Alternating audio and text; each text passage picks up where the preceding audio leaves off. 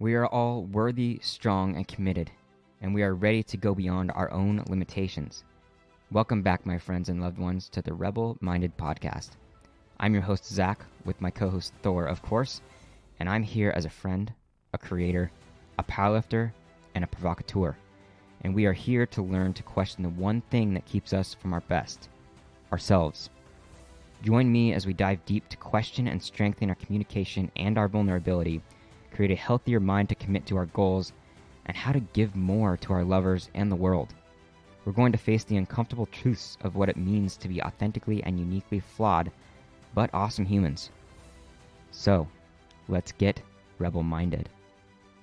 Also, I'll bring in stories of all things powerlifting, Thor shenanigans, and probably some embarrassing mishaps. Let's do this. Testing the Rode Procaster. Testing. Woo woo.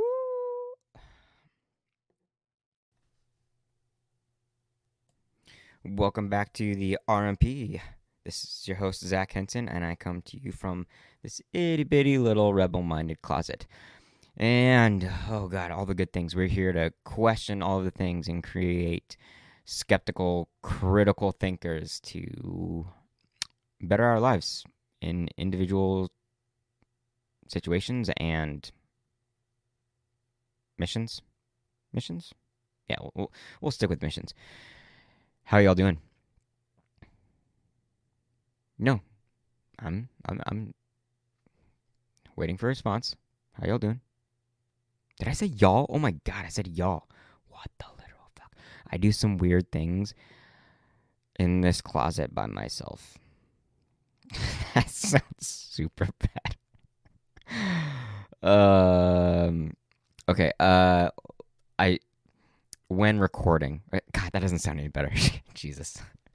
Okay, guys. Welcome back to the RMP. It's good to be back on here. I wish I need a conversation. Give me a conversation. Wish I could talk to you guys right now. But I'm bringing someone on that I think is super fantastic. It's probably just because he comes from a world that is similar to my own, and he's actually a trainer and coach. So let me introduce you to him, and then we'll get right into this juicy, provocative, fantastic talk. Luke DePron is a sought-after online weight loss coach for busy entrepreneurs and businessmen, as well as the host of a high-performance podcast and the founder of Live Great Lifestyle. Using his extensive training in exercise science kinesiology combined with strategies learned from a network of elite performers, which includes Navy SEALs, World Championship fighters, New York Times bestselling authors, and many more, he has helped transform the lives of everyday men to Olympic-level athletes. Today, he helps high-achieving entrepreneurs lose 25 plus pounds of body fat through the lean body method so that their physiques, their energy, and their confidence match the success that they have in business and in life, creating such a balance. So without further ado, I present to you RMP episode number 76 with Luke DePron. Luke, if I slayed your last name, I completely apologize. Don't come after me. But so number one, as we get started, you look great in that purple. Not to be, make you uncomfortable or anything. I am straight. I do like women, but you look great in that purple, man. Thanks, dude. Like Appreciate one of my that. favorite colors. So There you go. Me too. and then second, let's tell everybody who you are. I think you're interesting as fuck. I can't wait for this episode. It's gonna be great. I can't wait to tap into your brain a little bit. So I want you to tell people who you are and where you come from, like where your experiences led to what you do today, and what you're after in the world, like what effect you want to take on the world. Yeah, I always wish I had like a better, more exciting intro when somebody asks you like, "Hey, what's your background?" I wish I had some really amazing story. But in the short of it is, I went to school. I was in school for business in college, with no real idea of what I wanted to do. And I remember specifically sitting in an accounting class one day thinking, man, I hate this. I don't like any of this. Like I'm not a math guy.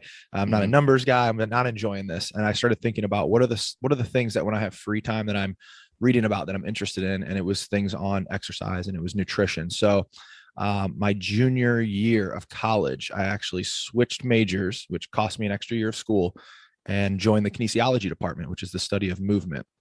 And so I got my degree in exercise science, even there with not really a great understanding of what I was going to do with that. But I knew I was marrying passions where I knew there was a way to impact people, which has been a passion. And I knew I had something that I was interested in, that if I wasn't having to go to a class, that I would be interested in picking up the book and reading about. Mhm. And so, from there, I ended up moving out to California on kind of a whim. From And where? from Rock Island, Illinois. Illinois. So Okay. yeah, Wow, but that's good. think Iowa. Every time I say Illinois, everybody thinks Chicago, but it's definitely more of a Iowa look. Okay. So right on the border of Iowa. Everybody's like, oh, yeah, Chicago. I'm like, no. Um, so I moved to San Diego. Eventually, I ended up doing some personal training in a local studio, which was a fun way to kind of get my feet wet as far as interacting with people within fitness one on one. Eventually was doing coaching on my own, ended up actually hurting my back. And this has been one of those, Mm. one of the best, worst things to have happened to me was I Yeah. actually compressed a disc in my back. Ooh. Yeah. And as a power lifter yourself, if you've ever had an injury, like it can be quite traumatic. And I ended up crawling into a rehab studio to see a chiropractor who I had previously seen for an elbow issue that I got during jujitsu. Mm. And from here, a relationship, eventually a mentorship, and a job started. So I Wow. ended up Okay. working in this rehab studio for about 3 or 4 years, and it was a really unique opportunity because Sean, who he'd be somebody I could also introduce you to for your show. Let's Great, do it. great, great guy, friend of mine. I ended up having the opportunity to work with some really high level athletes up to the professional level. Lots of injured folks, obviously, in a rehab studio. Hmm. And I had a lot of leniency to really work with people in a way that most quote unquote personal trainers never would have gotten. So I had a really unique level of mentorship there for a few years to really kind of get into some biomechanics, some corrective exercise. And then eventually I kind of phased back to the idea of like, I really want to help people with more of like a full, I want to call it life transformation, but the weight loss, helping people step into more of a fitness lifestyle. And so from there, I branched back out into working on my own, eventually into how I do it now, which is more of an online capacity where, yes, we tackle the exercise, we tackle the nutrition, but we also have to tackle the lifestyle. Like, how do we actually implement Yeah. these things? How do we create the habits? And today I work specifically with entrepreneurial men, businessmen, guys who are busy. They're building amazing companies, but they've kind of let the company take over their health and fitness, and they're realizing to be a peak performer, to really do the radical things that they want to do, they have to show up physically in a good place. And if they're not, they're gonna struggle to get what they really want out of life. So Hmm. that's kind of the long-winded version of where I'm at now. Oh, dude, you should share my version whenever I talk to people. I think that's pretty good. So you do online coaching with kind of the business entrepreneurs as a niche kind of thing. Mm-hmm. And I'll Okay, say cool. this, any of the tactical, like I've worked with and coached hundreds of women. So the tactical of really what has to be done, it's really not much different. Hmm. So, when I think somebody's listening to this, and they're like, oh, well, I'm a woman who needs to make some positive changes in my health and fitness. The tactics are the same. There's very little that's going to be different outside of like obviously hormones, which I'm not Yeah. tackling. That would be a doctor. It's more of just who I've been resonating with, who I enjoy working with the most. Mhm. So anybody listening to this who's a woman, you should still hopefully get some value out of anything. Oh Hopefully. yeah, and as an athlete and somebody that kind of has it as a lifestyle, like it's the body mechanics, and the actual body movement, the fluidity, like it works the same. Like it's not like, I talk to a female powerlifter and she has to do things completely different, as far Right. as the Exactly. exercise realm goes. And more than I do, obviously, but the way that it works is the same for all of us. And I think it's great what you're doing, because I know that for me, I have a crazy intrigue for the knowledge that you have, but it's only for myself. Sure. Like, I don't know if Yeah. I could actually be a fitness trainer. Um, Yeah. but the thing that I kind of want to ask you, because I don't know necessarily for myself how it came to be, because I've done it for so long since I was a teenager.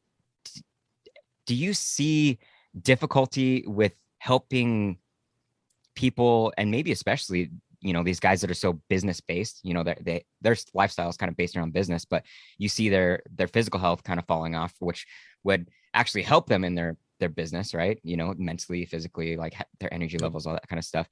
Do you see a disruption or like a separation between getting people to do the work in the gym as a lifestyle rather than it being just like this 3 or 4 times a week?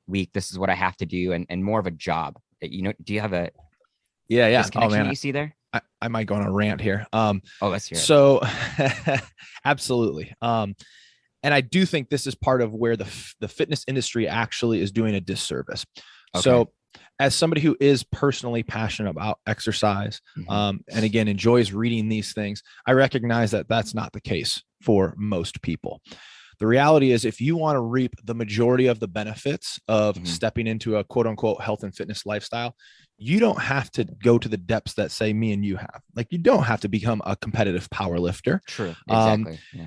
To get many of the benefits that most of us would want. So, I talk a lot about minimum guaranteed standards, and minimal effective dose strategies, because again, if you're taking advice from a 22-year-old fitness model who's living in college and doesn't have the responsibilities of somebody who's again leading a team, has kids, and like has a whole different substantives of their life, has a lot more priority and responsibility. Oh, absolutely. So for those guys and gals, again, it is a recognition of, hey, what is the capacity that they have to take this on, and getting them to start there. But what generally will happen, and this is probably the thing that lights me up and that I find exciting about what I do, is the reality is I don't care. Like, it doesn't excite me if somebody loses 20 pounds. Like, great. That's just a number. It's like, hey, what are you going to do? And I love to see the impact that even a guy who's really busy and he's just trying to get those minimum standards in, all of a sudden gets momentum. And things start to change, and he starts to feel better, and he's sleeping better. Now he's performing better. Now he wants to do some other things. And I always talk about one guy, because he's a friend at this point, and I love his story. A guy named Jeff, who I was coaching, and he was 49 at the time, and he had gotten into cycling, and he had done, again, he's an entrepreneur. He's building a company. He's busy. And he got into some cycling, and that cycling led to at one point doing a 400-mile bike ride in 3 days. And he'd never done more than 100. Yeah. He'd never done more than 100 miles. And that was a transformative experience for him. There was absolute growth potential there. And since then, now he competitively races off-road electric mountain bikes. And he just got done with like a race season, and he's a 50-year-old guy. And now he's stepped into that athlete side. That wasn't probably his starting point. Well, I know it wasn't. His starting point was, hey, I just need to lose some weight and get healthy. So yeah, I think it's exciting to see where that momentum can lead somebody, because it happens time and time again, because you feel so much better. You're performing better. You've kind of brought up the capacity of what you're capable of, and it opens up all these doors. Maybe it's you get into surfing, maybe it's jujitsu, whatever it is. Maybe it's just like, again, powerlifting. So nobody starts there, but it is amazing how many people catch the bug. No, yeah, I can totally agree. I know that for myself, at least, that powerlifting keeps me in it, because there's days there's months at a time where I despise going into the gym. Sure. But I know the physical benefits, I know the mental health benefits. There's a lot of benefit to it. And I think because it is a lifestyle thing, like I have something to attach to, then I can make sure that I do it, So is it something that people need to, because I agree, like if you're just worried about the number, I think you can even hit it really hard, but when you hit that number, then what do you have? And it's easier to fall off track, maybe. So go ahead. Well, I was going to say, thought on this. Well, this is the challenge for again, many of the guys that I work with is it's the I always call it, they tackle it through a product launch strategy versus a business plan strategy. Okay. And again, or we could put the word lifestyle on there. Okay. Versus like somebody will like, all right, I'm going to go hard for 30 days. And I see a lot of the all in, all out. I'm going to go hard for 30 days. And it's like, who cares what you did for 30 days? Show me what you did for 3 months. And understanding what that actual lifestyle has to be to get those benefits. You do not have to, live like The Rock and train twice a day, 4 hours a day. Like you don't have to do that. Mm-hmm. But by just, again, doing some minimum standards, like, man, you're going to get massive returns on that. Like that has to be the starting point, the catalyst of where somebody will get going. And it can stretch into more than that. It really can. But to think that the lifestyle has to be, I'm going to weigh everything I eat, I live, eat, and breathe the gym. Like that's not realistic for most people. And it's just not necessary. It's definitely not where we'd start anyway. So for anybody who's like, all right, I'm going to go hit hard for 30 days. It's like, I would challenge somebody to take those same 30 workouts, stretch it over 3 workouts a week. That takes you to like 2.5 months. Mm-hmm. Now you're actually going to have some results. You're going to have some long-term strategies that are in place. You're going to have a little bit of lifestyle flexibility where you could still go out to dinner with your spouse. You still were able to have a business dinner and you were still able to stay on track or quote, stay on plan. And that to me is the lifestyle. Like what can we really do in the long haul? Like talk to me in 3, 6, 9, a year from now, not, Mm-hmm. oh, I did it for a 21-day challenge. Yeah. And so I agree. It doesn't have to be based. You don't have to be the ultimate at everything. I think that's a realization that I came across was like prioritize the things that are most important to me and do those the most, give those the most power. And powerlifting is going to be one of those consistent things for me. So say somebody, needs the physical benefits just because they want to continue to be able to pick up their kids and, play with their kids and hike with their kids and everything. That's a pretty, like, that was a good goal, right? That's an absolute massive driver. So this is in my coaching, what we call the big why. And we do have to get clear on like, hey, what are we attaching to the value of this? And so again, if you're starting out, it's like, you need to have, if there's no value to this, you're not going to do it. Right. Like, and like, we need some level of reward to this. And I think children is a massive driver. Actually, I recently started with a guy who, this is actually in a physical meetup. I saw him and he goes, man, I remember meeting you like 2 years ago. And he goes, yeah, you pushed on this muscle because this was tight. And you said something to me. I asked him, I said, well, are you going to be the dad that watches your kid play? Or are you going to be the dad that plays with your kid? And he goes, and the other day I was trying to play soccer with my daughter and my back went out. And he's like, he goes, and she's like 3 or 4. And he's like, I got to do something about this. And that was the stimulus because it's like his idea of the relationship he's going to have to get to have with his daughter. Like that's his core driver. And so, yeah, man, like being able to, be a better parent, being the older person who I was recently in Arches National Park and hiked up to the big main arch. And it's like, it's a sunset or a sunrise hike. We get there and all of a sudden, here comes like an 85-year-old couple. And I'm like, yeah, that's the life I want. Like, I don't want to be 50 and 60 and not be able to do anything. It's like, there's a lot to experience. And this vehicle this vehicle of your body is what takes you through these experiences. So you do have to, I think, anchor and tether the value of, what are you going to get out of this by actually optimizing the machine that allows you to go through these experiences. And there are some very real things, again, time with your kids, activities. So you do have to build that drive for sure.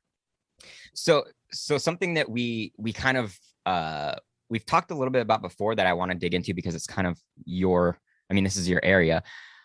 What makes it such a big deal with people that are business owners or leaders or entrepreneurs? Why is it so important for them to have all these health benefits? Why is it so important for them to have this lifestyle? Because I know that we can get so charged and so in depth about something that we kind of start losing track of the things that are actually keeping us balanced.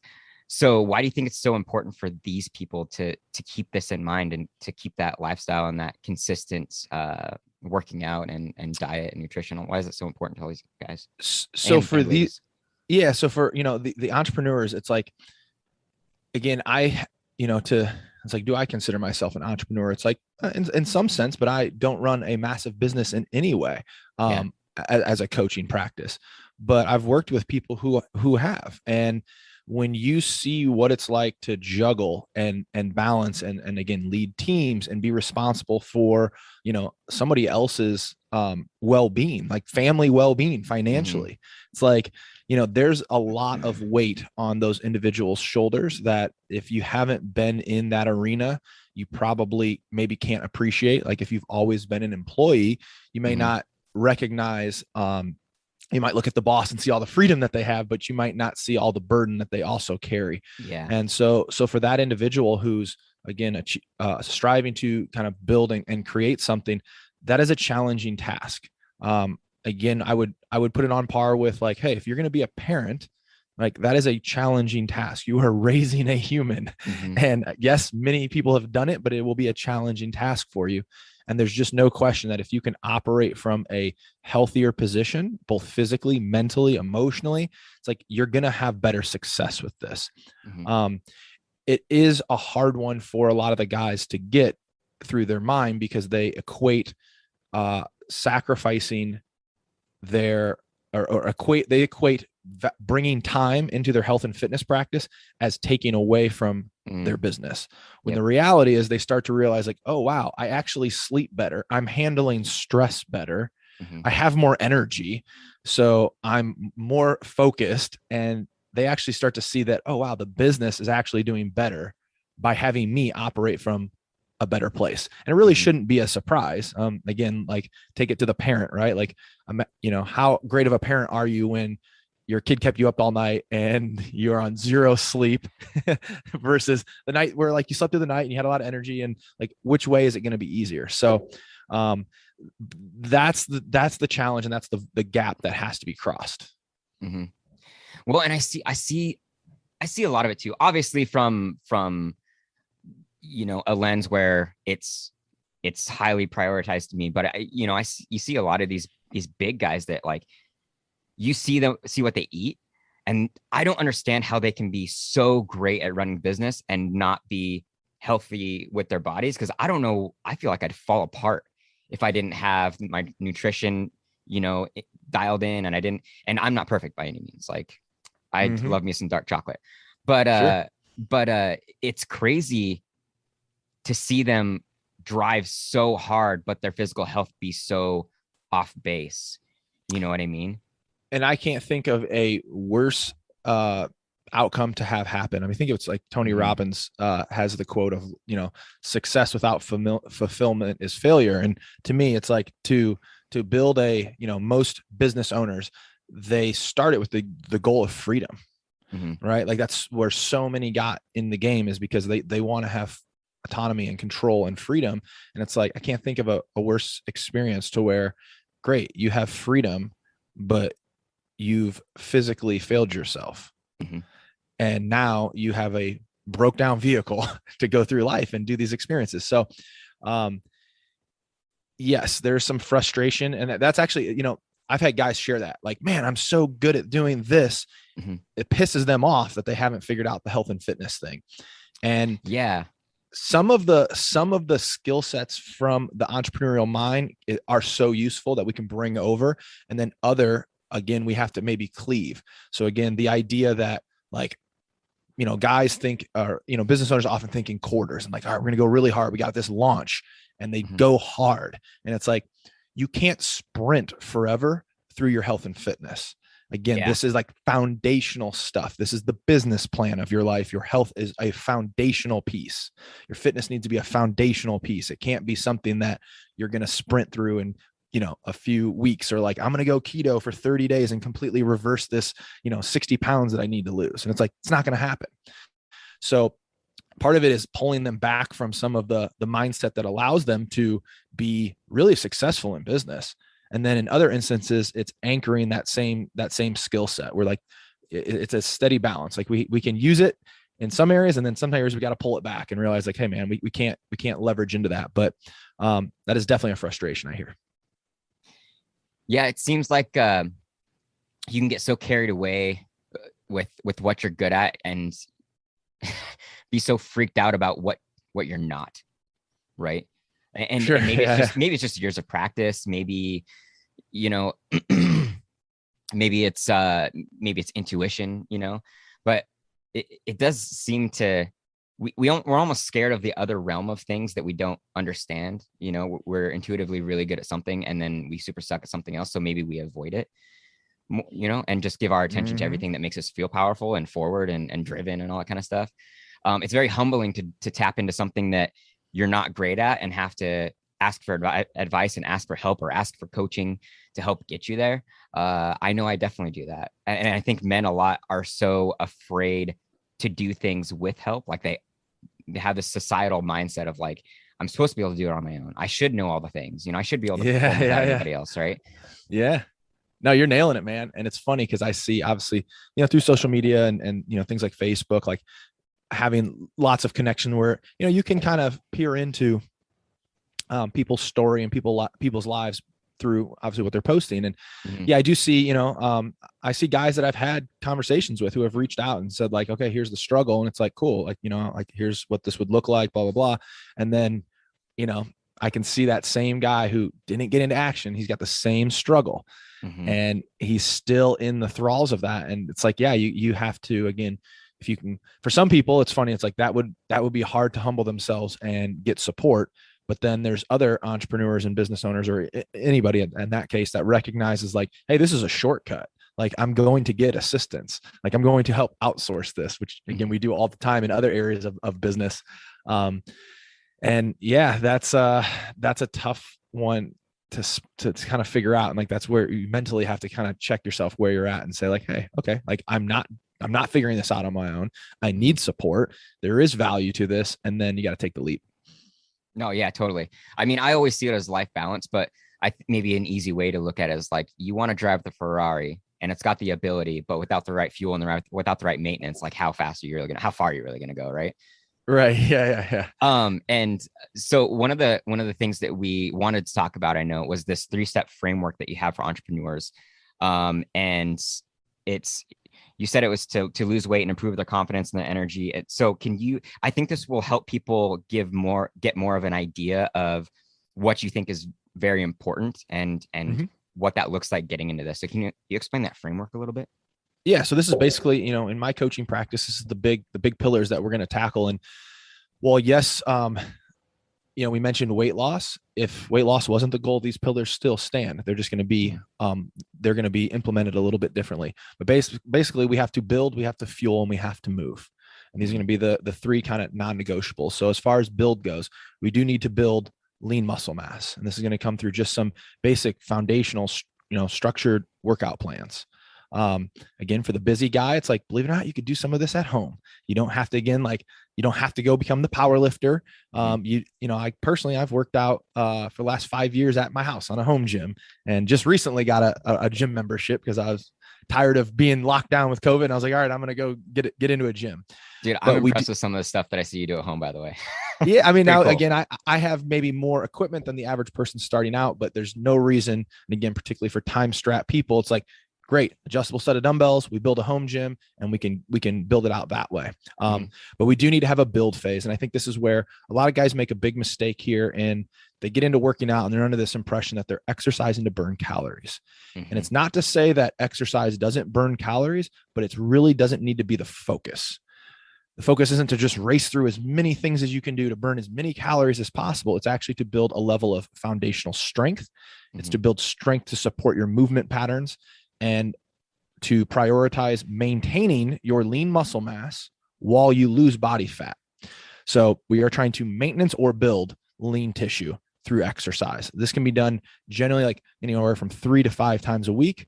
There's might be times in your life where it's like, man, you're only getting it in twice a week. And that's okay, because again, there's going to be seasons of life.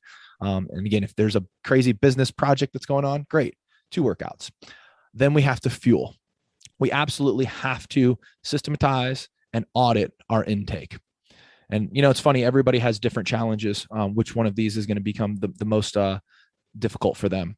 And as far as with the fuel phase, we need to, again, systematize, figure out what we're eating, and then we do have to audit how much. That doesn't necessarily mean you have to track everything that you eat on, say, MyFitnessPal. Great tool, works for some. If you're data driven, use it. For other people, perhaps it's a framework like hand measuring, hand measuring meals, using portion control strategies. Other people, it could be photo journaling, but we need to have basically what we're spending calorically. Mm-hmm. And then the last piece, and I guess I would say the big mistake that everybody makes there is they jump into the idea that a specific diet is going to be the answer to that. Now, this comes from, unfortunately, terrible marketing, but this is where someone will be convinced that, hey, I'm going to do keto because keto does something special to help me lose weight. I'm going to do insert blank diet. It does something specific to help me lose weight. When the reality is the caloric load is going to be the biggest determinant of your weight loss or weight gain. And you can choose the tool that you insert to create that. So if you like keto, if you like high carb, like we can make it work. And then the last piece is the move phase. And the move phase, believe it or not, for a lot of the entrepreneurs, this is a really challenging piece because these guys really are busy. But we have to recognize that being sedentary, being stuck at a desk is incongruent with your body's expectation as just a human animal. Mm-hmm. So if, like even right now, like oftentimes when I'm doing a podcast, I would actually pop my stand-up desk up, but today I'm sitting and I know I'm going to be at the beach later and swimming. But the reality is we cannot sit all day. And for many guys and gals, again, who are kind of in the grind, it's like you might find that like if you do an audit on your step count, it's like, wow, you only got 1,500 steps in that day. And it's like, we have to bring that up. This is where people are going to start trying to do cardio, which if you like a treadmill, use it. But if you don't, there's other ways that we can bring this up through play, through habit, through routine. Again, every time, like as an example, hey, every time you take a sales call, let's put the headphones in and we're going to pace in the office. Sounds silly, but at the end of the day and the end of the weeks, the difference between somebody who's say getting 1,500 steps versus somebody who's progressed up to 10 or 15,000, that calorically is going to actually be very impactful. Yeah. So this is again where it's habits, it's routines, it's actually being purposeful with our time off and what we're going to do. And honestly, for some people, it might be as crazy as like, okay, cool, treadmill desk. Like you're going to buy it's like, I forget how much it costs. It's pretty expensive, but it's like, you're going to use it for the next 10 years. Like if you were stuck at your computer for 12-hour days, great. You're going to buy this cube. It's not a regular treadmill. It's like a cube. So it fits under your desk and you're going to shuffle along at 2 miles per hour because calorically, that's going to give you like 650 calories to work with that you normally wouldn't. And so there's absolutely ways to get it, but those are kind of the 3 main pillars: build, fuel, and move. And when we do them all synergistically, an amazing thing happens. All of a sudden, this weight loss or this health and fitness routine, it doesn't have to feel really heavy and intense because it all fits within what you're doing. If you think you're going to get there by, okay, I got to work out every day and then I'm going to go do cardio at night and then I got to meal prep all my foods, and it's like, it's not going to happen. It's not going to happen. You're going to burn out 14 days later and say, this diet didn't work. No. Yeah. And I think it's important to understand that small scale stuff, and see how it can it might get you to a point in the small term, in the short term goal. But where's the longevity? I guess that's the way I think of it. Is like, I still want to be moving at 85, like that guy was, out in that park. Like I want to be able to move like that at 85. So what do I need to do? And a couple things that I'm curious about, just because you are the man of knowledge here. I think that a lot of people almost convince themselves that doing a lot of working out leads to injury. Like I've gotten injured in powerlifting, it was because of particular situations. But you're actually pretty susceptible to injury if you don't move your body, right? Like if you if you don't, fuel yourself well too, but like if you're not moving your body, it's like your muscles can't keep everything tight and compact and like ready and stimulated. And maybe you have more of scientific approach to that. Sure. So, I too have hurt myself and radically hurt myself. And again, it was poor programming, poor application, back squatting with improper rest, kind of CrossFit style. There was some box squats involved. And in retrospect, it's like, yeah, you idiot. What were you thinking? I have no ACL in my knee from training MMA, probably not a health activity, right? Getting kicked in the head, not a health activity. Yeah. So I do think it's important that we separate sport from health. And, again, at a certain level, a power lifter may be trending into that sport side to where the risk for injury obviously is going to go up when you're deadlifting, PRs of your 400, 500, 600 pounds or whatever it is that you're probably pulling. That said, mechanically, many of the movement patterns that are going to be used from a strength standpoint, they get to fall into just movement patterns. So, a deadlift is an extremely valuable, quote, exercise to build foundational strength in, but it then needs to translate over to the real world, which is every time you bend over to pick up your kid, you're going to use that same hip hinge mechanics.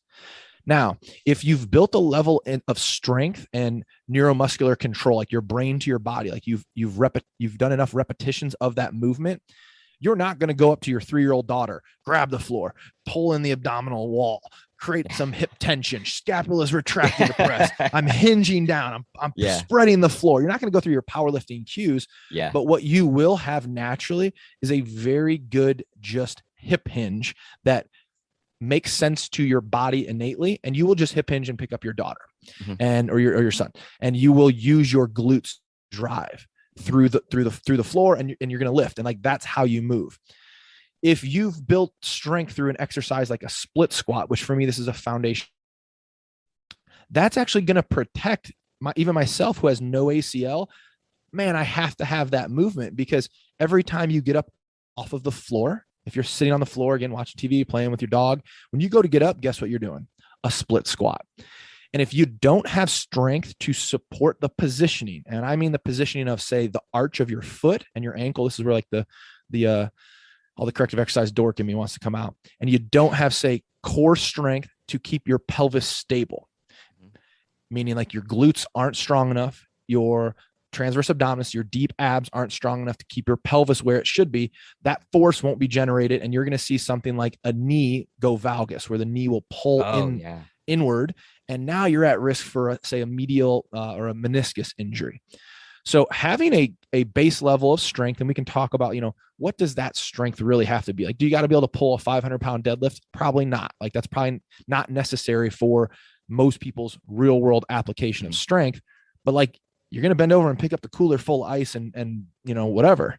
So you better have some level of strength. So I think smart exercise should build foundational strength in real world movement patterns that to me are joint saving. So as somebody who has had a significant back injury, has no ACL, I'm going to beat the shit out of myself through jiu-jitsu. I recently, before COVID, tore a meniscus and MCL on my left knee. I am able to do most things because I do have some foundational strength through some specific patterns of movement that support the system. So it's more of a question of like, how strong is strong, right? Like, do we all need to be hitting 1 rep PRs on exercises? Probably not. That probably lends to sport. No, I totally agree. I mean, I think I've been in motorcycle wrecks. I've been in situations where things are heavy out in life. And that one particular motorcycle wreck that I had last year, I'm pretty sure because of my ability and what I do in the gym, it kept me from dislocating my shoulder or tearing something, because it flipped me over hard and it hurt.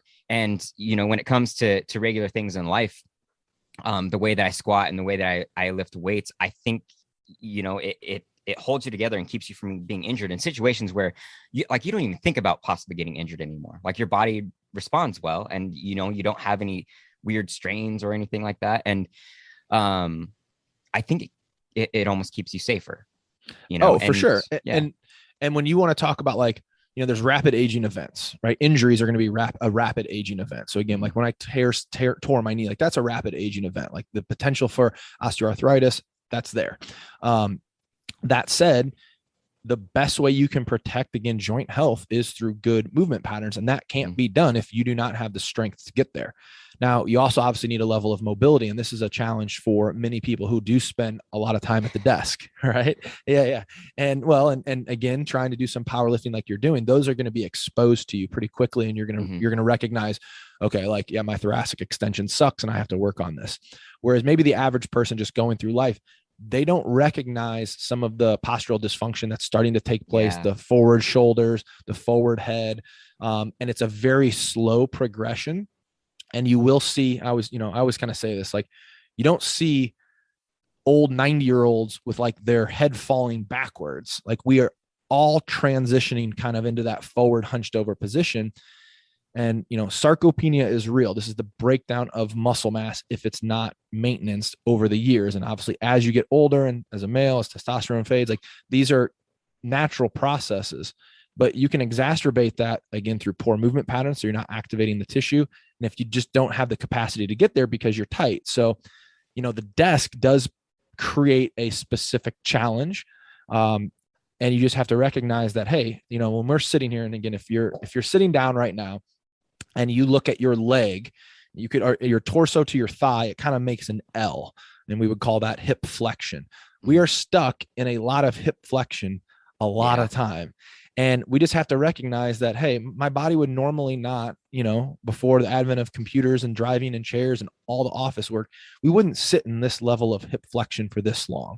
Well, that just means we need to make sure we maintenance that and stretch that out and go into some hip extension. And so it's more of, I think, offsetting what the new world is putting our body through from a mobility standpoint, so that you can still have the capacity to access your tissue, so you still can have strength, because strength is going to be what's, again, going to carry you through the world. And again, I put that caveat with like, well, how strong is strong? We probably don't need to get into the, again, like, not for you, you're in the sports side, but for the average person, like, you don't have to get to the sports side of lifting. But man, if you can't get up off the floor, like, you want to talk about what makes somebody old? Like, what makes somebody actually old outside of their years? Their health declining, like their internal health, but then also the physicality and the muscularity of, like, you can't get out of a chair. Like, you got to do the rock and the push. That's strength. That's a strength and mobility issue, right? And we want to try to stave that off as long as possible, so we get to be that 85-year-old who hikes to the to the sunrise cliff. Like, that's what we all want, hopefully. Well, yeah. Sorry, and I think rant. No. I think it's good for people to hear, because I think that you're onto something when it's almost like a separation of definitions. Like, no, my version of strength is not necessarily like a lifestyle version of strength. And like, knowing that strength by definition does not mean that you are in a sport. It does not mean you need to be strong enough for a sport or anything. Like, sport is there, and strength is specific to sport, right? So if you're not in one, then maybe strength needs to be defined as something that is inclusive of what you do. And what you're saying is like doing it so that you understand and recognize the patterns that are kind of deconstructing you in the modern world. It's like we have our evolutionary biology against modernism, and what we do today. Like, we have to offset it somehow. There's no way around it anymore, because we don't move like we did 500 years ago. Oh yeah. Yeah, I love, dude. That was I'm gonna have to write down how you said that. That was fantastic. What? You might have to listen back through it, because I'm not going to be able to re-say that. But I know that you talk about physical challenges and how it's actually building resiliency and confidence and pushing you through your comfort zone. I know, especially from powerlifting, is like, the uncomfortable zone is where you need to go. But from your standpoint, how important are those physical challenges? Because it sounds like it actually affects us hugely mentally as well. Yeah. And that's where it is. And this is where even myself, I do struggle to ride this delicate balance. So personally, I am a health first, fitness second person. Okay. Meaning, again, like I mentioned, training MMA back years ago, I never fought. Like, I've always wished and wanted and like would have liked to have taken a fight. But the reality is, I'm scared of getting hurt because I value my health. Yeah. Okay. Yeah. So I am going to be a health first, fitness second person, but the growth potential from doing physically challenging things, which brings about a little bit more of a physical risk, it's a delicate balance, because there is so much growth that comes from the mental side. And again, you've seen this again in your powerlifting. I've seen it in, again, my exercise routines. And I always say exercise is the easiest form of personal development to prove that a growth mindset is real, because you take something that's hard, you practice at it. Over time, you become more proficient at it. you get better, and then you realize, wow, I have a new capacity, and then you can do the same thing again. Like it So translates. it translates. And so you recognize like, okay, I can do this hard thing. Like if I apply myself and I push and I work, like I will get better at this thing. And I've used that in so many other areas. Like again, it could be like, I'm scared of public speaking. Okay, great. But I know that if I work at this, work hard, I will see a result. But with the physical, there's something amazing about actually seeing the physical result. So again, when a guy does lose 20 or 30 pounds, it's like staring him in the face of like, wow, there really is a response. Like, holy shit, I'm looking at this thing. Yeah. So the physical challenge side, man, where you can find that point of like, man, I don't feel like I have this. I'm struggling to do this. I don't know if I can. And then you can break through that. Oh man, that's a beautiful place. And probably one of my favorite ways that people can. So again, the guy with the cycling guy, fantastic example. He had done 1 century ride. So 100-mile ride. And then he signed up for this 3-day, 400-mile ride by himself. And, he's obviously, I don't want to say nervous about it, but he's, like, man, am I going to be able to do this? Like, yeah. And then once he does it, it's like, boom, done. He's like blew that ceiling off. And it's like, that's a new floor. And again, it can lead to the next level. So one of my favorite ways that somebody can step in and try to leverage, like, okay, well, how do I actually use physical challenges safely so I don't get hurt, but I can get some of this mental growth potential from this. So I can find those ridges where I don't think I can do it and I can exceed. And one of my favorites is rucking. And, I will say this again, get your foundational levels of strength and health in first before you're trying to, go, challenge yourself and break yourself off physically for the mental. Like, again, if you need to lose 30, 40, 60 pounds, like go tackle that, like get that done, lay the foundational habits, get the lifestyle built out, and then step into this piece. But I love, like rucking is an amazing tool. And I think it's a very safe one. And it can be something as simple as, it could be with body weight. For me, it's going to be generally like, say, like a 50-pound pack I'm going to throw on, and I'll use a park right by my house. And it's like, I might only go do a mile, and it might be the same little loop I do. And it's like, all right, today you have to get 5. And there's only one rule. You can't stop. I can walk, but I can't stop. And in every section of this little loop, I at least have to run 5 steps. So then I find myself shuffling those 5 steps, and maybe it turns into 6 or 7. And then the next time I come back, it's like, I've set that. I have a minimum standard. I know I can do 5. So when I show up and I think, I'm not feeling it today, I don't think I have it. Yes, you do. You've proved it. You have proof of concept. Now let's exceed it. And you hit that wall where you're like, oh my God, I'm dying. I'm done. I can't do another one. It's like, do another one. And like, this is your opportunity to expand the capacity of what you are capable of. And you have a very acute little moment to make the mental decision of like, do I do another lap? And so something as simple as that, right? Like for some guys, like again, jujitsu, when you first start jujitsu, you're just going to get mauled and it's horrible. And, like that's going to be a growth. That's going to be a growth potential there for you, because, you might be a big, strong guy and you go in and just some little ninja just chokes you out, over and over. Even in Goliath.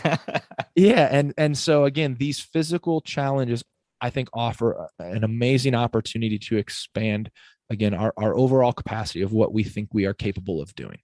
Yeah, no, it's easy for me to think about because I know how it hits with powerlifting. You get to a point where the newbie gains are fantastic. The first, whenever I first started powerlifting, I was like, oh my God, I'm so strong.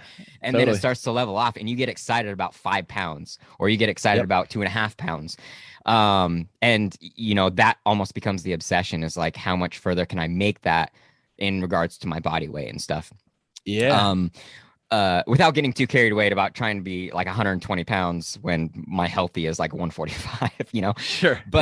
But there is this mental game where you have to do the little things in order to, like, it's almost like just belief. Like if you can just act on it, even if you don't believe it, getting under a weight in competition, like that's the whole goal, is to get under a weight that you haven't done before and see if your body can do it. And it's one of the most intimidating things I've ever done in my life, because so much goes through your head at that point where you're thinking, is this going to crush me? Am I going to embarrass myself in front of a bunch of people? Am I going to get injured?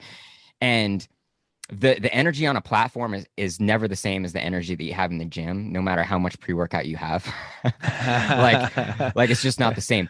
But there's a motivational speaker that I listen to. I just really like the way that he does his videography and his audio. But he says if you had to fill a pool and you were doing it with a bucket and you filled it to the point at which you thought it was full, could you have added one more bucket?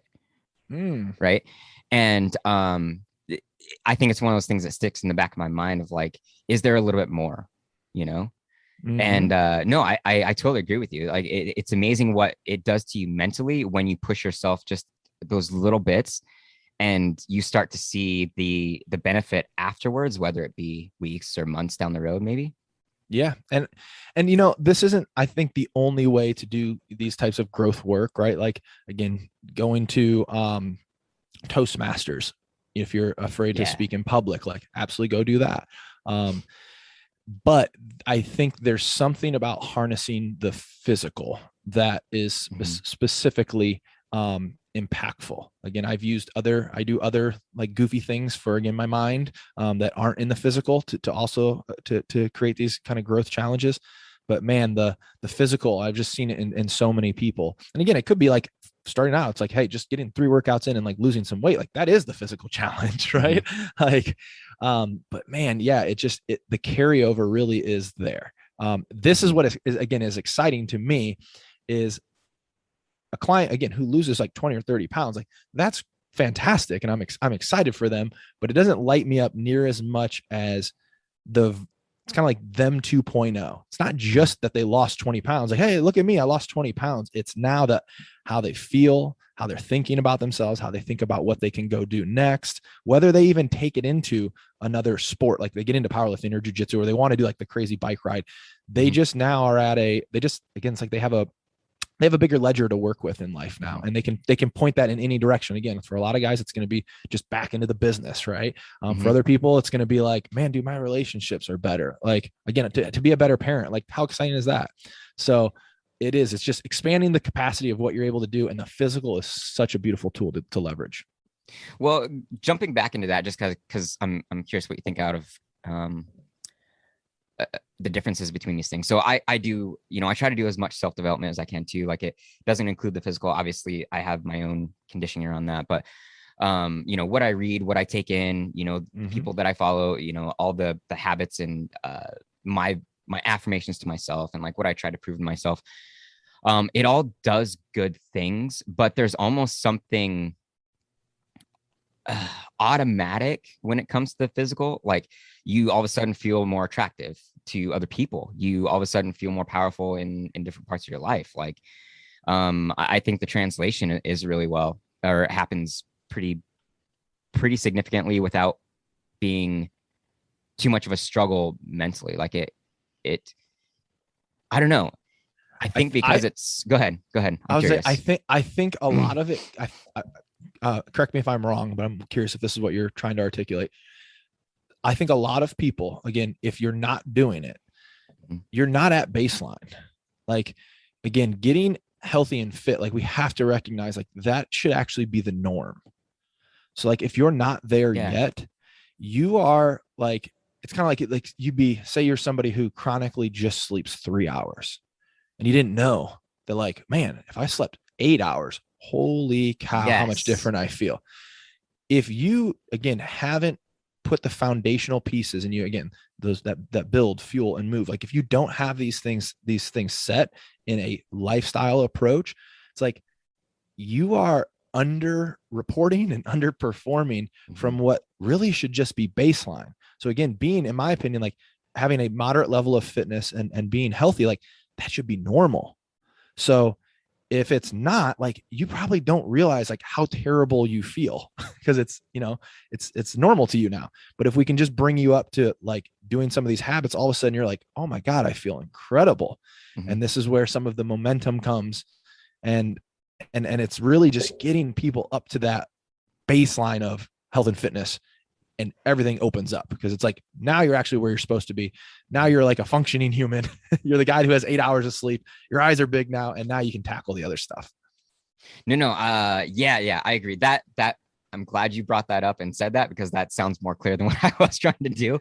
But I have, I think one of my biggest difficulties was sleep, and I have this Aura ring, and once it helped me gauge what my sleep actually was, it changed the way that I did other things. But the way that I eat, how close I eat to bed, like when I have caffeine during the day, like when my best time of sleep is, like the amount of sleep that matters. But what it really, really did is it gave some stabilization, because I had my highs and lows, but it actually smoothed things out to where things feel pretty consistent throughout the day because I've had good sleep. So I know that the big thing that I really want to talk about, which I think that you have a lot of, you really want to make sense of after I saw an article that you did, was that I usually don't say that there's a right and wrong about things, but I think there's definitely a right and wrong here. You know of all these common mistakes that are built around exercise and diet and supplements and all this stuff. And it's hard for people that don't know to see the problem with this stuff. So the fad diets and the quick fixes of all the training and everything. Can you talk about that a little bit?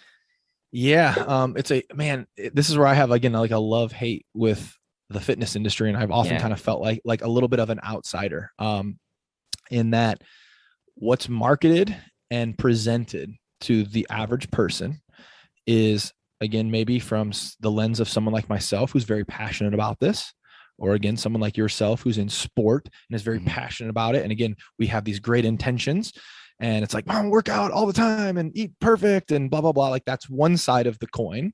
Then the other side of the coin that gets presented is through marketers who are taking advantage, and they are absolutely marketing complete bullshit. Excuse my language. No, go ahead. Because they're chasing the dollar. And so we see this in the form of, and again, both of these things are so interesting to people, because it's like, oh, okay, yeah, I'll just work harder. That'll get me there. Or, oh, here's the, again, shortcut. Oh, look at all these amazing before and after transformation photos. This pill has to work. And so in general, if you're coming across something where it's like, if it is being presented as the tool or the solution in isolation, whether it's like a piece of food or a supplement, like massive red flag. I don't care how good the marketing is. There's not going to be a specific supplement that is going to expedite results on either side of the coin, whether that's to gain weight or whether that's to lose body fat. Outside of, obviously, steroids do rapidly make some improvements. So, that's a different conversation. So outside of illegal drugs, but recognizing, most things are going to be tools that are being disguised. Most things are tools disguised as solutions. And we see this in the diet community all the time, to where, again, like keto, if you're considering doing keto and you're going to do, or carnivore or vegan or any specific diet, and you're doing it with the idea of, I'm doing this to lose weight, you have a misunderstanding of what's happening. That is the tool, but the actual mechanism of weight loss is going to be a calorie deficit. Now, you could grab keto diet, vegan diet, and you could get into that calorie deficit however you want with one of those. But that's not ever how you see those presented. You see presented keto as, no, keto specifically does something to make you lose weight. Vegan specifically does something to lose weight. And the reality is, there's many people that lose weight on both. So if it's being presented to you as the solution, like, probably need to steer away. We see this all the time in supplements, right? Like, I mean, across the board, and particularly on the weight loss side. So you just have to be really aware of if there's anything that is like the massive red flag. If it's like, this is the thing, like, there's not one thing that you're missing that you're going to take or do that's going to have this radical change. But the sad thing is, there are thousands and thousands and thousands of ads that are going to have you believe that. And you got to fight it, like, which is hard, because, man, the ads are good. The marketing is good. The manipulation is good. But you just have to recognize that there is no quick fix. There's nothing that's going to happen in 14 days that's going to radically change your physique, period. But somebody will sell you that lie. Oh yeah. Yeah. And I mean, it's like, if you think that, I don't know, it's a mental game too, right? Like, the marketing has psychologically messed with you. Like they know the statistics, like they know how to psychologically mess with you. Oh yeah. I say mind fuck all the time. So it's very real, and there's never really a shortcut. The best methods, in my opinion, are, sticking to the basics of what I know. For me personally, that, it's what works. It's like, I know that I base whole food before supplementation. I do take vitamins, I do use some supplements, but it's more based around my training, and I start with whole food. I make sure that I try to get 7.5 hours of sleep, or 8 if I can. I make sure that I'm trying to keep myself away from stress as much as I can. And I try to make sure that I eat, or I try to drink as close to a gallon of water as I can a day, for my body type anyway. And, beyond that, it comes down to, what are the things that I need dialed in to gain more weight, or to be a better lifter, or to be more progressive, or whatever. I don't exactly expect to have a 6-pack as a powerlifter, just because weight kind of helps me Sure. Yeah. maintain. But it seems like the marketing is trying to, exactly what you're talking about, is shortcut everything.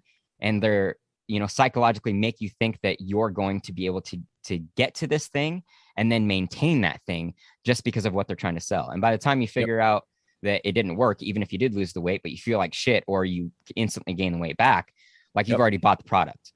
Yeah. I mean, anybody can crash diet somebody down. Yeah. Like, that's not hard to do. Like, I mean, just it's called starving yourself. Like, you can crash diet down and lose weight. Like, great. Can you keep it off?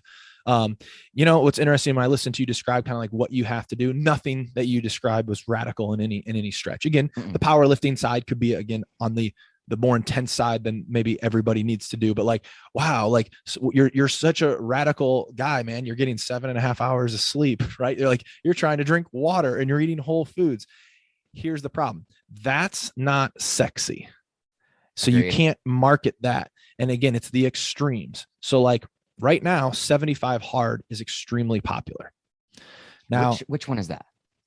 75 hard. There's actually some stuff I absolutely love about it. 75 hard is, again, I see tons of entrepreneurs getting into it. It's basically 75 days straight of 2 workouts a day. One can be a 45-minute. Yeah, one can be a 45-minute walk, which in my opinion, I think it's very smart mentally to move walking out of your brain as exercise. Like, you don't need to correlate that to exercise. That's just human movement. Go do that for fun. Go smell the flowers. Take, you don't have to put that in that camp. It's a you choose the diet, whatever diet that you're going to do. So you don't cheat on it for 75 days, no alcohol for 75 days, a gallon of water for 75 days, some personal development reading, and something else for 75 days. So again, I love like the personal development. I love like the structure. It's great. But the reality is, for like most people, if you're just starting out, which again, I can't tell you how many people I've seen that have reached out to me, and I'm like, oh, you're starting the 5th round of 75 hard. And like, oh, okay, you're doing this to lose weight. That's the goal. Okay. So you haven't lost any of the weight yet, because you can't do this. You're not sticking to this. When the reality is, like, a everyday workout plan for most people, to me, it would be actually suboptimal from a programming standpoint. Actually building in some rest days, some recovery days to take advantage of your training would be more productive. So again, the outcome is probably going to be shortchanged. Again, people have massive transformations on these, which is great. But for those who don't, it's like, oh, I'm going to try it again. And it's like, we like the intensity of that extreme, or again, the flip side of, like, maybe I'll try this pill I saw advertised. But what's never marketed in the middle, which what you just described, and it's because it's not sexy. But I was with a friend, and he's a client. We were actually at a dinner, and we were with a Navy SEAL, and I was talking to him, and my buddy who's brought this up many times. He goes, I remember when you said, he goes, I told him, I'm unimpressed by somebody who can do something for 30 days. Show me you can do something for 3, 6, or like 9 months, even if it has that built-in break, right? Like, I'm more impressed if you could do 3 workouts a week for 9 months than if you did 30 in a row. Like, yeah, I get it. You can like buckle down for a 21-day challenge. Okay. And it's like, so that in between what you just described of, hey, I'm getting my rest, I'm not having stress. It's like, that's not sexy. Good luck marketing that. Yeah, right. right. That's right. Like that's the challenge I deal with, right? Is that I'm actually bringing in some foundational lifelong habits and stuff. So, yeah, I love that you have those core things down. And when you spoke about them, nothing you said felt heavy, right? Like, Yep. I eat mostly whole foods. Like, yeah, I'm eating, I'm drinking a gallon of water on most days. Like, that didn't feel like this very heavy thing. Like, I bet you can do that. I bet you're gonna be able to do that forever. Yeah, Hmm. that's how it should be. Now, there might be times where you step into some intensity during the powerlifting season where you're like, man, I'm Oh yeah. really gonna buckle down. We're getting after it. But you've got your base, you've got your foundation set, and that foundation was not heavy. It didn't take away from your life. Like it's what's elevating it. Yeah. Well, something that I hear the elite powerlifters talk about consistently, and it's not something that we all recognize because, like you were saying, like um it's not sexy, is that they say your consistency and your avoidance of injury is what makes you elite. And one of the biggest things that I found was that my rest was huge because I always thought like the more intense and the more breakdown of the muscle, the more, the more that I'll eventually be able to do. But I wasn't prioritizing the rest part of that. And Mm-hmm. I started trying to pay attention to what my body was telling me. And if I needed an extra rest day, I had to mentally argue with myself about whether I was supposed to be in the gym or whether that day off was going to be better. And even if I just need to do like some active recovery, maybe that's better. And my ability to be tight and consistent in the gym and actually move my weights up was huge. Like Yep. when I actually started paying attention to rest and recovery. Well, that's because you stepped into kind of like the professional mindset, right? Oh, I Like don't professional powerlifter. Yes, sir. no, but like in your mind, like Yeah, yeah. you're thinking like a pro. Like the amateur is the guy who's gonna like fall into the I just got to go and keep going and go hard. And it's Mhm. like, again, that's the amateur's mindset. The pro recognizes that actually the way forward through this is to prioritize the rest and recovery and Mhm. not let his ego get in the way and say like, oh man, I'm being a wimp. I'm not in the gym. Yeah. And that is difficult. That's difficult for me because again, I like to go get the workout because it makes me feel good. I get the endorphins, but to recognize, yeah, maybe I need that sleep today, active recovery, like you said. So Mhm. that's a challenge for sure. But again, I think that's more of the pros mindset. Well, I'll take that as a compliment. I feel pretty good about that. Well, and the proof is in the pudding, right? Like you saw your lifts go up, and it's like, okay, great. Yeah, man, it's been quite the journey. Um, Can I ask how? So what's your? How much do you weigh? You're a smaller guy, correct? I compete in this 66, so it's 145, Okay. 145 pounds. What is your numbers? What are you pulling? Oh God, you're gonna make me do this publicly. Oh yeah, So my last competition, I'll just give you my last competition's numbers because that's what I'm working off of now. So I had a 446 deadlift, but it nice. was I got off balance, so the bar had downward movement, and that's a call on red light. So I didn't complete the lift. My squat was 336, and my bench was 232, I think. Nice, But man. Yeah. yeah, so it's decent numbers for like local state standards. It's kind of impressive as like a small person. But Yeah, dude, one of the that's cool very things, impressive. well, one of the cool things about, and this is what I love about sport, and not everybody has to do it, but the mental game, if you really, really pay attention to the mental ability that you're going through, you start to really notice how well that can translate if you allow it to. Because I've done well with training for a really long time, but I've always beat myself up in every other arena of life. Um, Hmm. but being able to translate that and actually seeing that my belief in myself when it comes to powerlifting is is mind blowing, and it's not about how fast I can get there. It's about knowing that I can get there and doing the small steps to charge forward, like seeing the weaknesses. I know that there's issues with my shoulders and my lats and my bench. I know that there's issues with my core stability and my tension in my squat. So it's knowing that those are the things that are keeping me from actually being stronger than I want to, rather than limiting myself and saying I can only be this strong. Does that make Yeah, sense? absolutely. And so, does that recognition then bring you that recognition and awareness bring action as far as into the corrective side of like, okay, now this has to be part of what I'm doing to make those corrections and adaptations? Yeah, because I see that as like that helps me translate into my programming and figure out where I need to experiment and where I need to condition different parts of my body to amplify that ability, like to bring everything together, because those 3 lifts are compound lifts. Compound meaning like it takes your full body to make that lift its most ideal. And go ahead. I have a question for you. Are Yeah. you at this point in your career with doing this? Mm-hmm. Are you interested or driven or find exciting the outcome of the lift of like, okay, I hit this number, or are you now enjoying the discovery of, again, oh, okay, here's this challenge, here's this issue, now I have a area to work on, and like the project? It definitely has become more of the project. Like I have a goal. I have it hashtagged on my personal profile of like 500 deadlift. Like that will be me. But I don't care at what weight. Like I can't hold that much weight. Like 160 pounds is super heavy for me to, as far as body weight, but I will pull that weight. I don't care what body weight I have. Okay. Yeah. But beyond that, it's like, how far can I get my body to go? How efficient can I make it work? How dialed in can I make everything work together in order to have that best weight on that platform on that day, whenever that day comes. Dude, I love it. And this is, again, now we're back to the mental challenge, or the mental benefits of physical challenge conversation. And I love it because everything you just said there, if you removed it from just the exercise, has tremendous value for you. So let's take, I know we kind of talked about this already, but I'm kind of curious now. So are you seeing examples of this in the people that you coach and the programming that you do? Because I feel like there can be a barrier there between the physical and mental, but if you open your mind to it, like how much it can, because I see these people that are physically fit, and then you actually see how much they're doing better in the rest of their life too.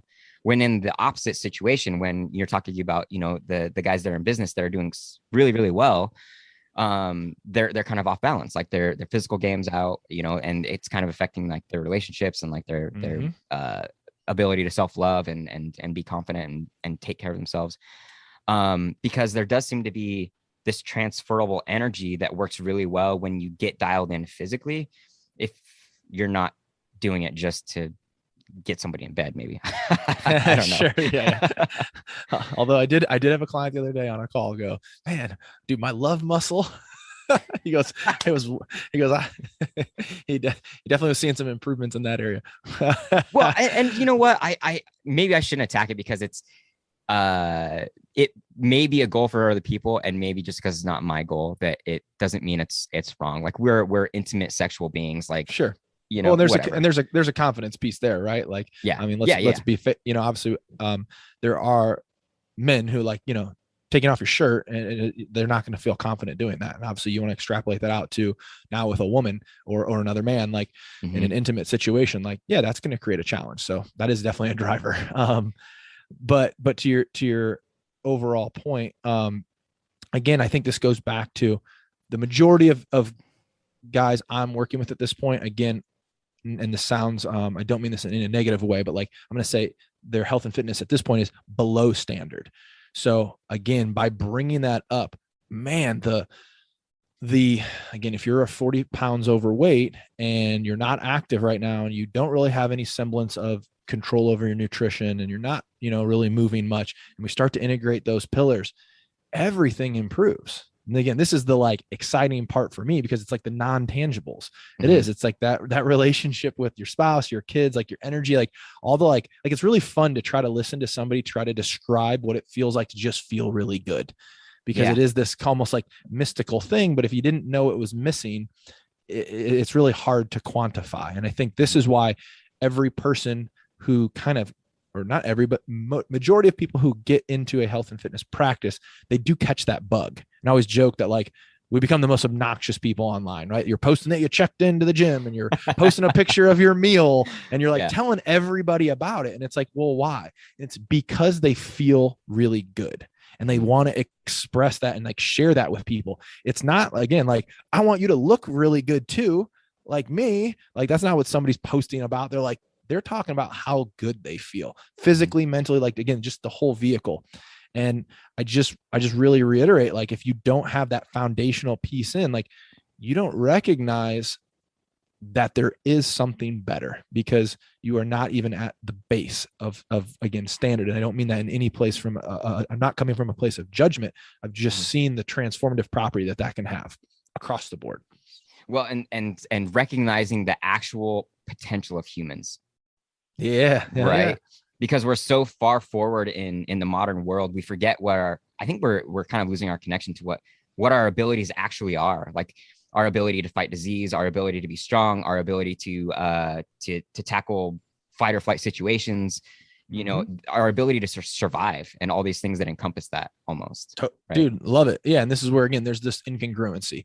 Like, you have to recognize, like, sitting at a desk, driving and commuting for an hour and a half, like, that is incongruent with your body's expectation as a human animal. It doesn't mean we should all go live and, like, be hunter gatherers, but you got to recognize, like, your body does have this innate desire to, like, to be outside at times, to, again, physically exert itself. Right. Like, a lot of people, when they start off, it's like the idea of being, like, tired and fatigued from, like, a workout is really daunting to them. Like, that's an uncomfortable feeling, to where, like, that can be a welcome one down the road, to be like exhausted. Like, it feels good to be exhausted, because, again, there is something that's honestly a bit normal about that. There would be times of physical fatigue and physical exertion, whether you're doing it from under a powerlifting bar or a hike. But I think there's value in that. And that's actually should be more normative than this feeling of, like, oh man, I can't feel tired and exhausted and out of breath like that. Like, oh my God, I'm so out of shape. And it's like, well, I'm a fairly fit guy, but I'm going to lean into feeling that way too. Yeah. But I don't find that I'm not looking at that as a bad thing. That's part of the experience and the expression of being a human. It's like, go get exhausted. Fantastic. Be out of breath. Fantastic. Whereas when you're starting, oh my God, I'm so out of breath. I'm so out of shape. And it's like, I can make myself feel just as terrible. It's just not terrible anymore. I'm looking at it as, like, that was a good feeling of, like, oh my God, to feel my lungs expanding and to be fully out of breath. Like, that's a good thing. Yeah. Well, and I think it's always going to look different to everybody. Like, I will admit, like, I have something that kind of regulates me. We have this hike here in Boise. It's called Table Rock. It's actually a rock that's, like, way above the city, and it's got a big cross on it, and you can hike up to it. And I've always told myself, okay, if I get to the point where I have to stop to breathe on that hike, I'm out of condition. I can lift weights all fucking day, but what kind of shape do you want to be in? I'm in good shape for my sport. But I want to make sure that I condition well enough. Like, I don't have any problems with somebody that's a cross country runner, or somebody that's a CrossFitter, or somebody that does strongman or whatever. Like, whatever it is, it doesn't have to be a sport. You can just practice it, and, like, it can be your thing, whatever speaks to you. I think I push powerlifting all the time. Like, oh, just try it. Like, you're gonna love it. Yeah. And, like, I love jujitsu, and other people are like, dude, I don't want to roll around and be sweaty with a bunch of strangers. Yeah. and be worried about getting ringworm and staph. Like, yeah. So absolutely, to each their own. And it's awesome that you found one that, even better, it became a passion of yours, which is really cool. Right. Like, so imagine if you wouldn't have ever tried powerlifting. So this is to me where it's like, man, think of all the things like you could potentially try that could also move your health and fitness forward, move your mindset forward. And you experiment with one of these, and all of a sudden one of them, you might like, it might not just bring tremendous value, but it could bring passion, right? You might find something that you have absolutely fallen in love with. And, like, I have a friend who lives in Colorado, and I just look at his Instagram, and, like, he is a hiker. And, like, if he wouldn't have moved from our hometown in Chicago or in Illinois, flat Iowa, and it's like, maybe he would have never known that he's like, man, he's this amazing hiker, and he sees incredible views. And, like, I don't know, there's so many things to try, and you might find one that is again, passion, which is awesome. So as we kind of dialed down, what do you think is a really good way to help somebody stay consistent in this journey, like to be physically fit as a fitness coach? What do you think helps the most in them getting started and, like, staying consistent? Yeah. So if we're going to get tactical, it would be, let's set some, again, minimum standards that we're going to tackle, and we're going to actually pull those probably back. I can't tell you how many times I've got on like an initial call with somebody, Like and starting off with too much. yes. So it's like, realistic, like this would be a question I would ask. Realistically, how many hours or how many days can you dedicate towards exercise? And I can't tell you how many people are like, oh, I could do 6 or 7. I'm like, great. Okay. How has that worked in the past when you've done 6 or 7? Oh, it hasn't. So again, like let's set the minimum standard and we can always increase from there. So again, maybe that's like, I'm going to work out twice a week this week. Beautiful. The minimum standard. And like, you have to hit the minimum. So if you're unsure, then it's 1, and you can exceed the standard, but you got to hit it. And so I would actually pull people back from some of, I think, the extreme to build some momentum, because as you know, once you get into this and you start to actually feel good from it, it becomes pretty self-fulfilling. Where the problem when you go too intense and you cannot maintain that is you're losing credibility with yourself. Yeah. You are becoming the guy or the gal who says, I'm going to do this, and then doesn't. And now you've started to tether the idea that I'm somebody who can't exercise. I'm somebody who is overweight. And you're just creating a reinforcement that's going to be creating more challenge in the future. So scale it back, start a little bit slower than perhaps that you think you need to, and then ramp up from there. I couldn't agree with you more, man. And well like powerlifting is like I was say this real quick. Go ahead. Powerlifting would be the acute extreme example of this, right? Yeah. Like imagine overshooting powerlifting where it's like, that's my first day, let's try 225 on the bar. Right? Like, well, I think that it's easy to find disruptions when you're into something. I've seen quote unquote fitness trainers, and maybe it's just because they're new or whatever, or maybe they just want to get their name out, but they're putting somebody else's health at risk. And I've seen trainers try too quickly, to try to get their clients to move forward. And I'm not saying like I haven't been a fitness trainer, so I'm not sure of like everything that actually goes into this, but I see a lot of people quit, and I see a lot of people be on the verge of getting hurt. And a lot of people kind of use like the 3 compound lifts as like a good starting point too, because they're compound lifts, they use the whole body. But I've seen trainers push so hard because they want their clients to see the results fast enough that they hold on to them, right? So I see them, trying to cut down their weight as much as possible. They're cutting calories, and at the same time trying to amplify their ability, in their strength and everything. And people are getting injuries, and like they're talking about how exhausted they are and everything. And it just doesn't seem fair to the actual client. Yeah, we don't even have time. This could be its own podcast, or I would just go off on trainers. There's going to be a 2.0 then. I mean, in short, here's the reality. To become a personal trainer, it takes 1 book that you read, that you could probably read in a week, and then you take a test, and now you are a certified personal trainer through whatever accredited, there's multiple ones that you could get. Oftentimes you are getting ex-athletes, people again, like myself, who had a passion for health and fitness and maybe have good intentions of wanting to help people, but really don't have, again, the experience or education. And, I've probably been a dumb trainer in the past. And you nailed it to where, anybody can beat the hell out of somebody and make them feel hot, sweaty, and tired. That doesn't mean you got a good and productive workout.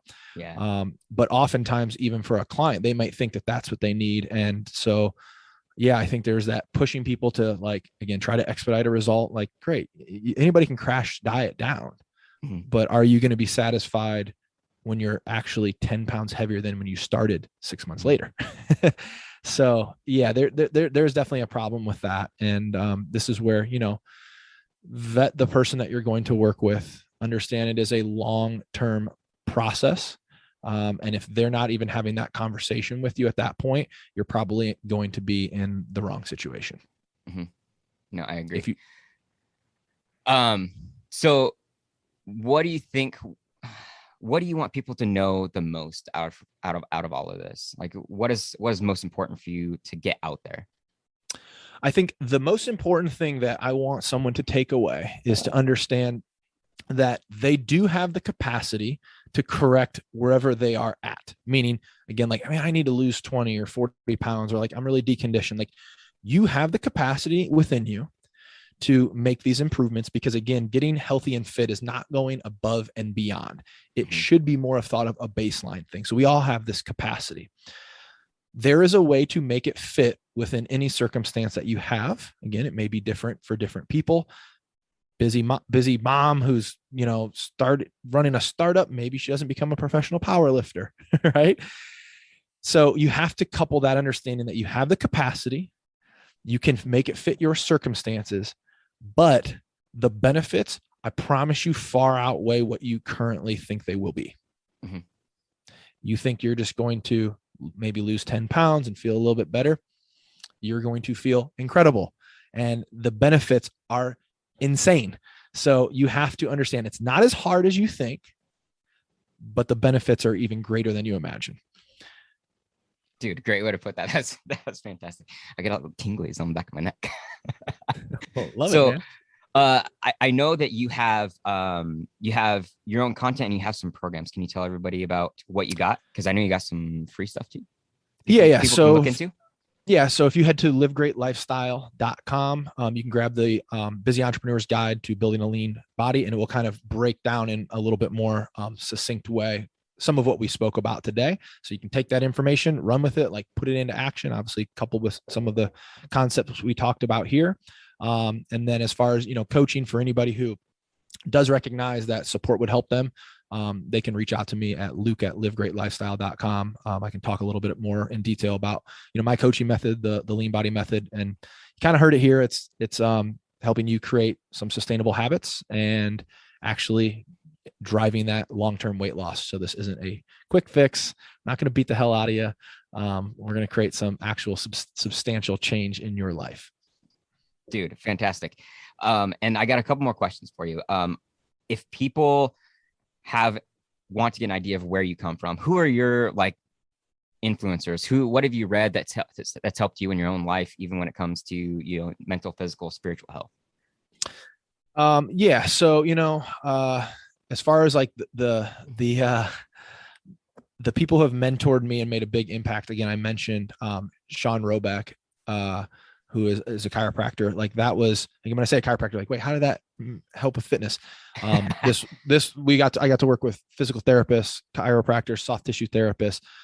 That was a really impactful, I'm going to call it mentorship, even though I was working and being paid.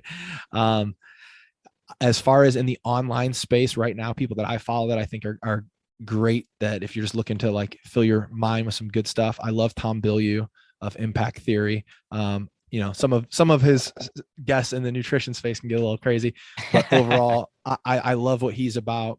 Right now, if you want to dork out, Dr. Andrew Huberman has an incredible Instagram / podcast. He is a Stanford neuroscientist. So talks sleep, talks recovery, really loving everything about him right now. So those are probably my two big ones. As far as books that have kind of shaped me, Anatomy Trains is a good book on fascia if you want to dork out. Kelly Starrett, Becoming a Supple Leopard, is a great movement and soft tissue book. So those are two that I would always recommend as well. Dude, those great. Are if you really want to dork out. Well, but I mean, that's the beautiful part about it is if people feel the way you do, I don't even think it's dorking out. It's it's all just self-improvement now in whatever directions you want to go. So I'm glad you brought it forward, man. Last question, one that I ask everybody, which is, I love to hear these answers. What does it mean to you to be rebel-minded? So being rebel-minded to me at this point, when in my space, is stepping off the main path and being different. And take that to the health and fitness arena. What is normal in the United States right now? And it's again, this is not coming from a place of judgment, but this is overweight. This is deconditioned. This is mentally maybe not as healthy as you'd like to be, or as strong or as resilient. And if you do not want to be that, you're going to have to be different. You're going to have to step off the path and take full ownership and adopt a little bit of that rebel mindset. So I love that, dude. I love the name of it, by the way. It's great. Thanks, man. We got a purpose here, and we want to question as many things as we can. And where are the best places for people to find you right now?